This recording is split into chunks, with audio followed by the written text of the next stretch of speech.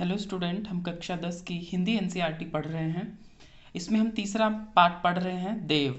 आज हम इस पाठ की व्याख्या देखते हैं।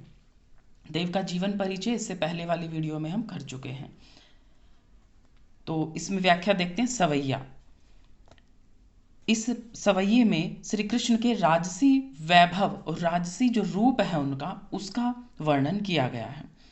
पायनी नुपुर मंजू बजे, कटि किंकिन के धुनि की मधुराई। पायनी पैरों में, नुपुर जो पायल हैं वो सुंदर ध्वनि के साथ बज रही है।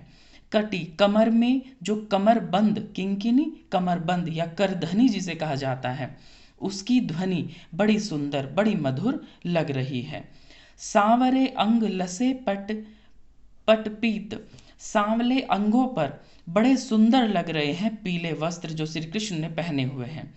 हुलसे बनमाल हिये हुलसे बनमाल सुहाई, हृदय पर सुंदर वनों में जो पुष्प आते हैं उनकी माला उन्होंने पहनी हुई है, वो बड़ी सुंदर लग रही है। माथे किरीट बड़े दृग चंचल, माथे पर सिर पर मुकुट पहना हुआ है। बड़ी बड़ी आंखें हैं जो बड़ी चंचल हैं। मंद हंसी मुखचंद जुन्हाई, उनके होठों पर एक मंद मंद हंसी है और मुख उनका चंद्रमा के समान सुंदर लग रहा है। जय जग मंदिर दीपक सुंदर, उनका मुख, उनका शरीर जो है वो ऐसा लग रहा है जैसे इस संपूर्ण संसार ये जग हो और उसमें बहुत सुंदर जो एक दीपक के समान उनका जो उनकी शोभा है वो दिखाई गई है। श्री ब्रज दूल्ह देव सहाई, देव कहते हैं कि इस रूप में श्री कृष्ण ब्रज के दूल्हे के रूप में देखे जा सकते हैं जो बहुत सुंदर लग रहे हैं। तो यहाँ पर श्री कृष्ण के राजसी वैभव का वर्णन किया गया है। दूसरा कवित्व हम देखते हैं। डार द्रुम पल्लना बिछोना नव पल्लव के, डालियों से, इसमें एक छोटे बच्चे वसंत रूपी बालक का वर्णन किया गया है।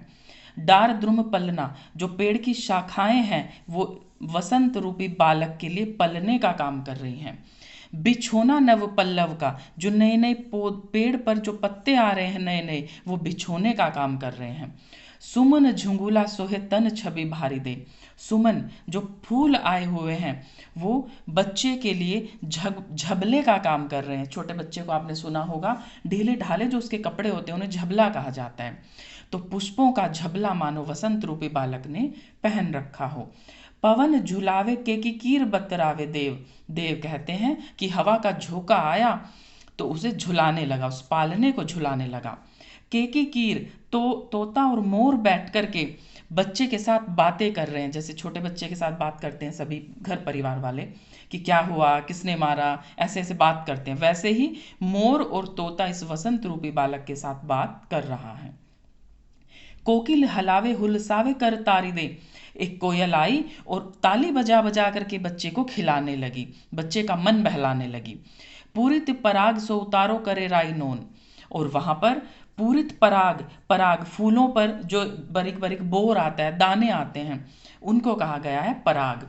तो यहाँ पर एक बात समझिए आप, जब छोटा बच्चा होता है तो उसकी नज़र उतारने के लिए राई, राई के दाने, जैसे सरसों होती है वैसे एक राई होती है, राई के दाने और नमक थोड़ा सा हाथ में लिया जाता है और ऐसे 7 बार बच्चे के ऊपर से छू करके उसे फेंक दिया जाता है या फिर आग में डाल दिया जाता है, और बच्चे की नज़र उतारने का यह टोटका होता है। वैसे ही जो प्रकृति है वो भी, जो फूलों पर पराग आए हुए हैं, मानो हवा के झोंके से वो ऐसे 7 बार बच्चे के ऊपर को छू करके और इधर उधर उनको फेंक दिया जाता है, जिससे बच्चे की नज़र उतारी जाती है। आप बच्चों, अगर आपके घर में बड़े हों, आपकी मम्मी हो, पापा हो, दादी दादी हो, आप उनसे पूछना, वो इसी तरह से बच्चों की नज़र उतारते हैं। कंज कली नाई का लतान सिर सारी दे, और जो एक नायिका है वो मानो सिर पर साड़ी पहन करके, ऐसे प्रकृति के सौंदर्य को दिखाया गया है कि नायिका लताओं की, जैसे जो बेल चढ़ रही है पेड़ पर, इसकी साड़ी पहन करके वहां पर विद्यमान है, वहां पर आई हुई है। मदन महीप जो को बालक बसंत ताही, मदन महीपजू को कामदेव के पुत्र के रूप में वसंत को जाना जाता है, जैसे कामदेव के रूप में वहां पर वसंत रूपी बालक विद्यमान है। प्रातः ही जगावत गुलाब चटकारी दे, और सुबह सुबह गुलाब की कलियां, आप यहाँ पर देख रहे हैं गुलाब, गुलाब के फूल हैं, तो गुलाब की कलियां चटक करके उस बालक को जगाने का काम करती हैं, चुटकी बजा करके उसे जैसे जगाने का काम करते हैं, वैसे ही वो गुलाब की कलियां चटक करके उसे जगाने का काम करती हैं। तो प्रकृति का बड़ा ही सुंदर चित्रण यहाँ पर हुआ है। आप इसे ऐसे भी देख सकते हैं, गुलाब चटकारी दे, जैसे हम अलार्म लगाते हैं फ़ोन में तब जागते हैं, वैसे ही बच्चे को चुटकी बजा करके जैसे जगाया जाता है, वैसे ही गुलाब की कलियां चटक चटक करके उसे जगाने का काम कर रही हैं। लास्ट कविता देखिए, यहाँ पर भी प्रकृति का सौंदर्य दिखाया गया है, चांदनी रात का वर्णन है।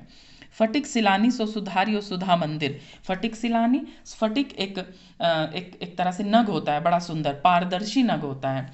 सुधारियो सुधा मंदिर, जैसे प्रकृति में वो जो मैंने आपको बताया कि नग रूपी कोई ऐसी सुंदरता वहाँ पर फैली हुई है जिसमें आर पार दिखाई दे रहा है, पारदर्शी है, वो ट्रांसपेरेंट है।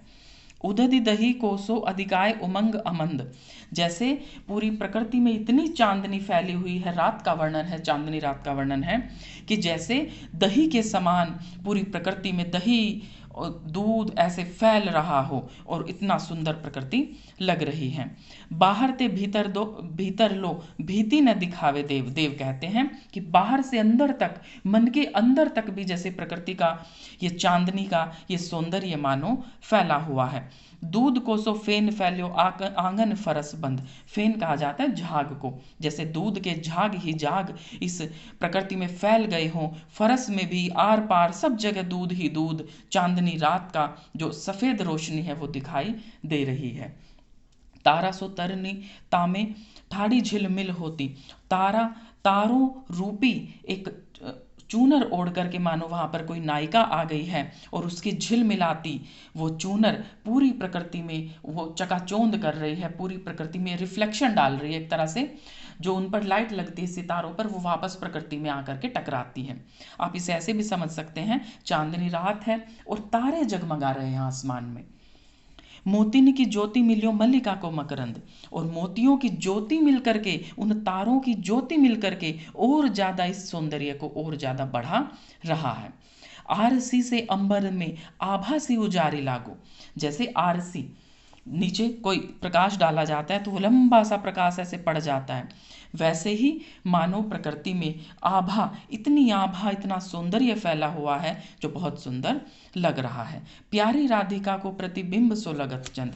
राधिका के सौंदर्य की चर्चा की गई है कि राधिका इतनी सुंदर है कि चांद भी उनका प्रतिबिंब, उनकी परछाई लग रहा है। तो यहाँ पर ये पाठ खत्म हुआ। मैंने आपकी सुविधा के लिए अपने चैनल पर इन सभी पाठों को जो मैं पढ़ा दिया है, जो मैंने पढ़ा दिया आपको, उन सब की प्लेलिस्ट बना दी, आप आराम से देख सकते हैं जा करके। यदि आपको वीडियो अच्छी लग रही है तो चैनल को सब्सक्राइब करें, लाइक करें और कमेंट में बताएं अगर कुछ कमियां हैं पढ़ाने से संबंधित तो आप उसे बताएं। धन्यवाद।